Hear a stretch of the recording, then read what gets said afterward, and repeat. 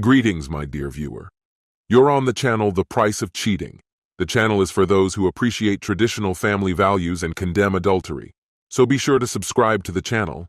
Let's get started. This was our last argument before heading to court, right after Barbara was served the divorce papers. We were both playing our parts, like actors on a stage. I pretended I wanted to work things out and save the marriage, but in reality, the moment I saw the photograph of her kissing Bradley Jacobson, I knew our 35-year marriage was over. It was already decided, and when I watched the first few minutes of the private investigator's video, I mentally buried our relationship for good. I wasn't sure what Barbara was pretending. Maybe she thought we could still discuss her ongoing affair, or maybe she believed we could come to some agreement where she could stay married to me while continuing her relationship with Bradley. Barbara Smith, my wife, a lawyer, and Bradley, one of her assistants. Barbara's professionalism lay in her ability to make irrational things seem rational, an ability she clearly brought home from work. At home, she used this skill freely. "Oscar, be reasonable," was her favorite phrase throughout our 35-year marriage. But after I filed for divorce, she came up with a new favorite: fragile male ego. For example, "Oscar, it's not about who I'm seeing or not seeing. It's about your fragile male ego." I began to hate that phrase, so it wasn't surprising that our last conversation didn't last long before she said it again. "Oscar, if you could just deal with your fragile male ego, you'd see that none of this threatens you." She smiled warmly, as if trying to reassure me. "I don't love him, and in a few months, this will all be over. We can still have our happy ending." You had to give Barbara credit for her boldness. She said all this while absent-mindedly tracing the rim of her wine glass with her fingers. On the kitchen table beside her lay a manila folder containing the divorce papers and incriminating photos from the investigator. But Barbara was still talking about being reasonable, as if I could just set aside my fragile male ego and save our marriage. The problem was that Barbara thought we were still negotiating, while I had already mentally checked out. I just wanted it all to end. "Barbara, can we pause for a moment?" I interrupted her mid-sentence. "You keep mentioning my fragile male ego, and that if I could just get over it, everything would be fine. What exactly do you mean by that?" She stopped, frowning slightly, clearly annoyed by my interruption. "It's simple, Oscar. You're afraid of competition. You're worried you won't measure up." She smiled, this time with a hint of pity. "But don't worry, you're still my man." "And Bradley?" I asked, watching her blush slightly. "Bradley?" She hesitated for a moment before responding. "Bradley is just a distraction, like a gym membership. I'm not replacing you or stopping loving you. There's nothing for you to worry about." I looked at her with mild bewilderment, the kind of expression husbands use when they want their wives to feel superior, usually to deflect attention. "So, just to be clear, you think I'm afraid that you'll stop loving me or replace me with someone younger?" She nodded, her smile growing wider.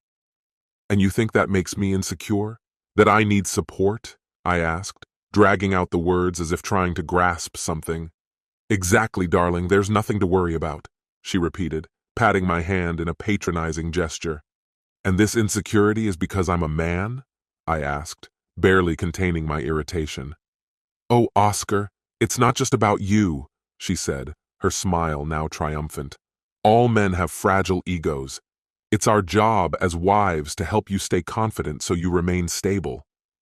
I wanted to explode, to demand an explanation of how a relationship with a 35-year-old could support me, but I knew that if I gave in to my emotions, she would only dig her heels in further. Barbara suddenly became fascinated with this nonsense from popular psychology about how women are stronger than men, and it didn't surprise me at all. We had been avoiding these topics for years, but I was exhausted. We were nearing the end of our road, and I was tired of pretending to agree. "Barbara, you've been talking about this for a long time now," I said, looking her straight in the eye, "and I've been turning a blind eye. After 35 years together, I've learned to pick which battles to fight. But today, if I wanted her to remember one thing, it would be this. This whole argument was complete absurdity. She tried to interrupt me, but I wasn't going to let her throw me off. The reason people talk about the fragile male ego is because it's truly unusual. You've seen the videos. How often have you seen a man get hit in his most vulnerable spot? She nodded, acknowledging the truth of my words. For a moment I thought she might back down, but I knew her better than that. Often, she admitted. Exactly, I continued. And it seems funny, at least from a woman's point of view, because men appear so strong, but one hit can take us down, and we're left writhing, gasping for air. Do you understand what I'm saying? I asked. She nodded again, but I wasn't going to stop. Now, imagine if a woman were hit in the same way. Nobody would laugh, right? She agreed. Why not? If one person's pain seems funny, why isn't the other's? Because it's cruelty, she answered. When a man hits a woman, it's cruelty. And when a woman hits a man, isn't it? I shook my head. Forget it. That's not the point. The point is, we don't laugh when a woman is hurt because society tells us women are fragile, weak. So when a woman cries, nobody finds it funny. She looked puzzled, so I pressed on. It's the same with ego. At work, my friends constantly joke about my job, my body, my hair, anything they can find, and I just let it pass. Now imagine if your friends did that to you. Imagine going to work every day and they constantly point out your most painful insecurities. How would you feel? Oh God, she said, horrified. I can't imagine women doing that to each other. Definitely not all the time. Exactly. But that's what we strong men do. We laugh it off, make jokes, and move on. I patted her hand lightly, unsure if she caught the hint of condescension in my voice. The truth is, the only place I allow myself to be fragile, vulnerable, is here, at home. Here, I lower my defenses, take off the armor, and show my soft side, hoping you won't take advantage of it. What you call my fragile male ego is just my willingness to be vulnerable in the one place I feel safe. Do you understand? Barbara smiled and nodded, but I could see she was already preparing to argue. Yes, Oscar, she said. Here you're safe. You can be vulnerable. I'm not going to destroy what we've built over some meaningless affair. I sighed, taking off my glasses and pinching the bridge of my nose. You still don't get it, Barbara. I believed you when you said I was the best lover you've ever had, even though I knew that couldn't be true. How could it be? I've only had one partner in 35 years. I forced a weak smile. I believed you when you said I was enough for you, that my size was perfect, that my body still excited you. I took you at your word, even when I knew you were just flattering my ego. I chose to trust you, to be vulnerable with you, because I thought you wouldn't betray that trust. But you did, I shouted, slamming my hand on the table. Barbara's eyes widened in shock, and she fell silent. I took a deep breath, trying to keep the tremor out of my voice. It's been about a year since I started noticing how carelessly you've been treating my vulnerability. The way you reacted when I undressed, how you averted your eyes in moments of intimacy, it was impossible to ignore. And those comments you made, which seemed like innocent suggestions about how I should go to the gym more often or drink less beer, I heard every one of them. She looked at me, stunned, but I didn't stop. I began to notice changes in our connection. You stopped sharing the little details of your day and stopped asking about mine. You were around less and less. Even before Bradley came into the picture, I already felt that you were no longer the safe place you used to be. You were no longer the one who protected my feelings. I paused, feeling a tightness in my throat. She, a lawyer, had lost her words? I kept my gaze fixed on hers, not looking away. Her eyes glistened, and I knew mine did too. But I held back the tears. Barbara, I tried. I really tried. I took you to dinner more often, complimented your outfits. I planned trips for just the two of us, made time for us to be together. I did everything I could to remind you how much you meant to me. I dressed better, started working out again. I hoped it would bring back memories, remind you of how important I used to be to you. I looked at my hands, fighting back tears again. Not now. I couldn't let her see me break. I couldn't afford to be vulnerable anymore. But nothing worked. It wasn't enough. You always had reasons to cancel our dinners, explanations for why we couldn't go on trips. When I told you how beautiful you looked, I saw in your eyes that you were thinking about whether I knew you were dressing for him. And when I sent flowers to your office, your silence was deafening. I looked at her again. Later, when you started picking fights just to avoid spending time with me, I knew I had lost. You forgot that I was once special to you, and as a result, you lost that special place in my heart too. I never used arguments as a reason to avoid intimacy. I sighed in frustration. Seriously? Was that all she took away from this? Barbara, why can't you be honest? If not with me, then at least with yourself. For the past year, you've been pushing me away. She shot me a quick glance, then lowered her eyes to her hands again, hands that still felt so familiar to me. I shrugged slightly. Yeah, back then my ego was fragile. I spent a lot of time in my office mourning the slow death of what we had.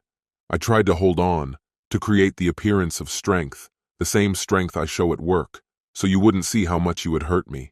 I started finding reasons to avoid home, to avoid someone who seemed determined to hurt me without bothering to hide it. She looked shocked, and I smiled slightly, lightly touching her hand. But you'll be glad to know my fragile ego has healed. I've filled my life with new things, found people who made me feel valued again. She looked up, and I saw a glimmer of curiosity in her eyes. I couldn't help but smirk. No, I didn't cheat on you, but I did notice that some of the women at the gym were less annoyed by my presence. When I gathered enough evidence and started talking to a lawyer, you had no idea how shattered my fragile ego had been. Is that it? I thought so. I'd said everything I needed to, and for the first time I believed she finally heard me. Maybe now we could find a way to move forward. But of course I was married to a lawyer. For her, there are no lost cases. Oscar, that wasn't necessary, she shouted. Yes, I was distracted, I admit it. But I never stopped loving you. In my heart you were always number one. I'm sorry I didn't realize how much I was hurting you, how fragile you were. Barbara kept talking, painting vivid pictures with her words, but I had already stopped listening. The word, fragile, surfaced again. She still didn't understand, and I suddenly realized she probably never would. I wasn't going to soften the blow anymore. Barbara, stop, I said sharply. I knew she could hear the irritation in my voice, despite my attempts to suppress it. I took a slow, deliberate breath. You really don't get it, do you? You're convinced this is about me, about my fragility, about some fragile male ego, right? There's nothing wrong with that, I continued, keeping my tone steady. Everyone, men, women, has an ego that's fragile to some extent. We all rely on those we love to protect it. But yes, men can be particularly sensitive in this area. I leaned forward, holding back the sarcasm that was ready to burst out, though she certainly wasn't making it easy for me. Let me tell you a little secret.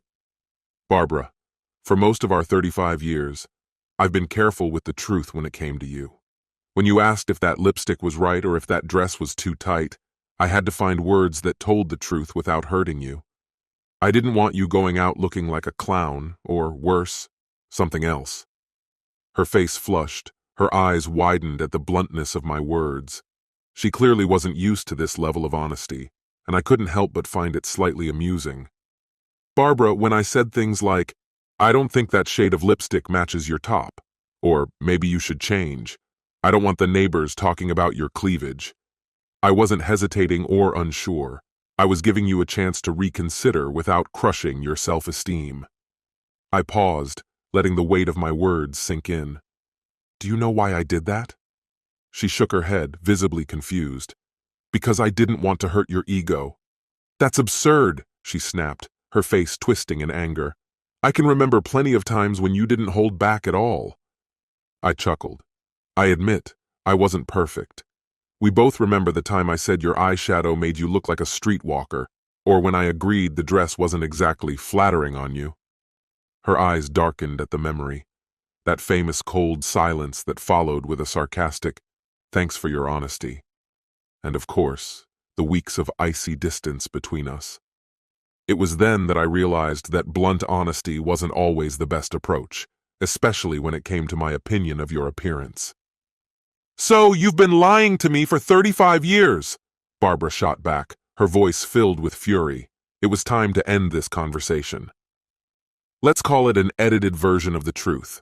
I told you that you were the most beautiful woman I'd ever seen, that your workouts made you look younger by a few years, that even Venus would envy your figure.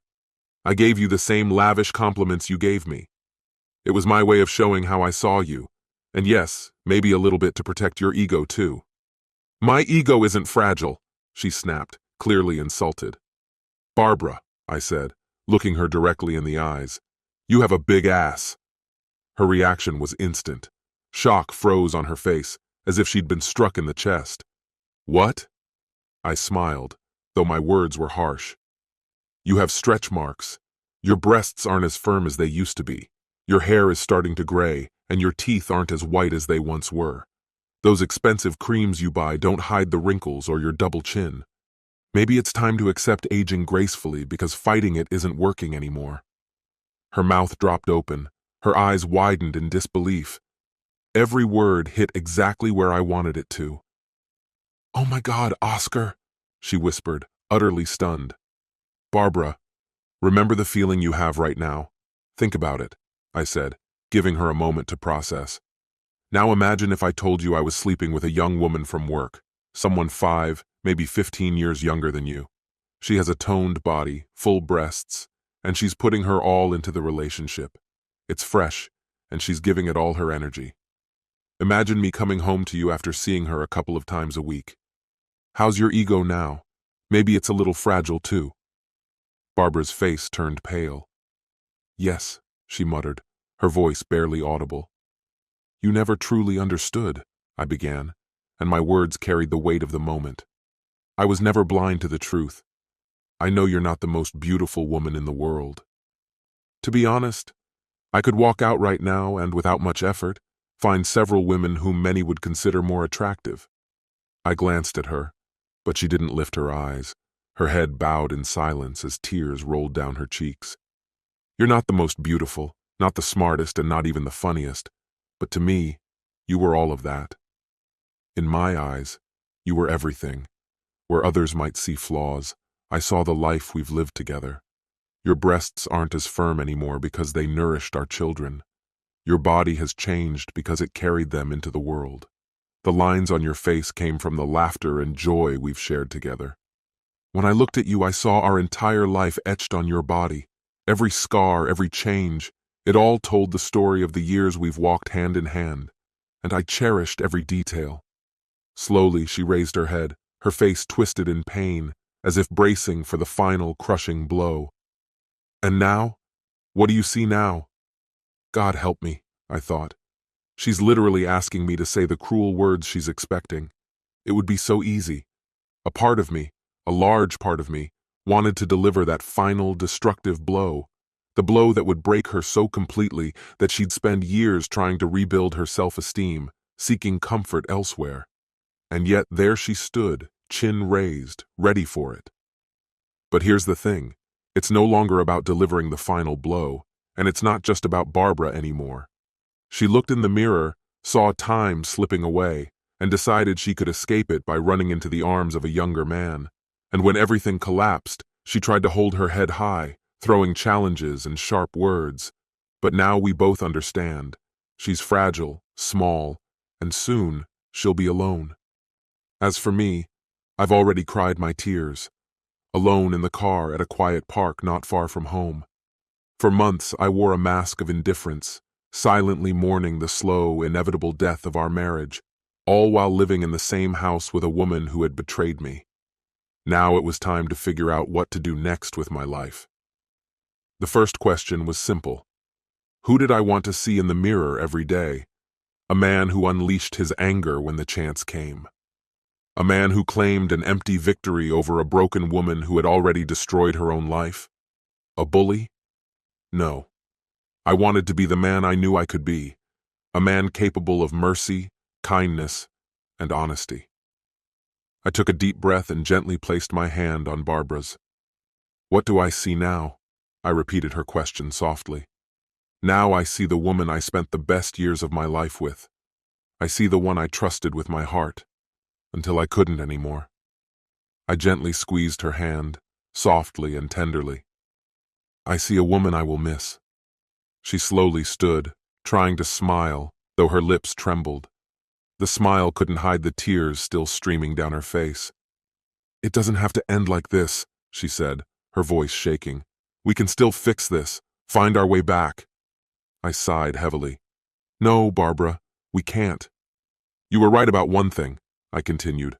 "I'm not fragile, but my trust was, and I can't put myself in that vulnerable position again. I can't let you back in. Yes, we could stay together, sleep in the same bed, go on trips, make new memories, but I'd always wonder." "Wonder about what?" she whispered. "I'd wonder if you were judging me, comparing me to someone else. I'd wonder if you stayed out of love or just because it was easier." "That's not fair," she whispered. "I'm not going to live like that," I finished, my voice firm and final. "I believe I have several decades of life ahead of me, and the thought of spending them with someone I don't trust is unbearable. I'm not ready to accept a life where I have to pretend to feel safe and comfortable when those emotions aren't real. I know I deserve better. If you truly loved me, you wouldn't want me to go through this. No one should." Despite all of Barbara's legal experience, I could always see through her, especially at moments like this. I watched her mind at work, selecting arguments, testing them in her head to figure out which might work. But then I noticed that precise moment when she realized it was over. Her eyes dimmed, as if something inside her had extinguished. From that point, she decided not to resist any longer. After that, the divorce process went quickly. We exchanged jewelry for tools, a television for furniture, and I got my partially restored car.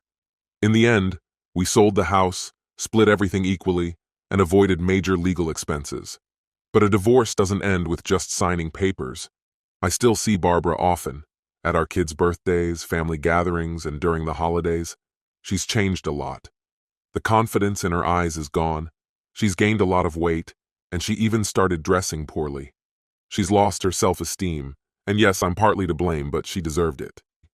This concludes the story. If you like it, then put your powerful like and subscribe to the channel.